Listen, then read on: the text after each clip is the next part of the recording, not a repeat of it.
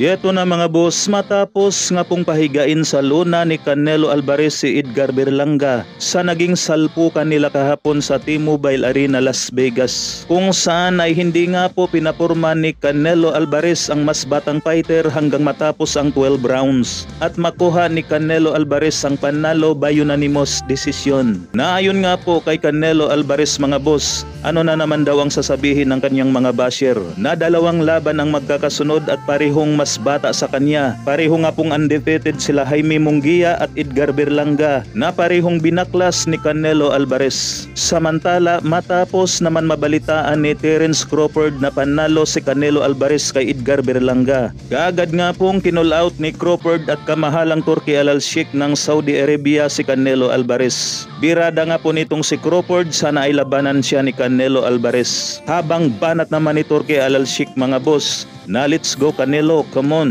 Pero wala pa nga pong sagot dyan si Canelo Alvarez sa call out ni Crawford at Turki Al-Sheikh. Sa ibang balita naman mga boss, Papsi Kultura na nasa bansang Japan. Nakahanda umano itong makikipagpustahan sa mga basher ni Cuadro Alas Casimero na hindi bababa ng 300,000 hanggang kalahating milyon. Lalo na raw yung mga nagsasabing hingal kabayo si Casimero. At yung mga nagsasabi raw na round 1 pa lang wala ng hangin si Casimero. Saka yung mga nagsasabi na hindi makukuha ang timbang ni Casimero. So, yan nga po ngayon ang hinahanap na makakapustahan nitong si Papsi Kultura. Para nga po yan sa laban ng Casimero versus Saul Sanchez sa darating na October 13. Samantalang may matinding banat nga po si Cuadro Alas, it's my boy, na kapag hindi ka na mauto ang tawag nila sa'yo mayabang. Hay nako mga kolorom talaga.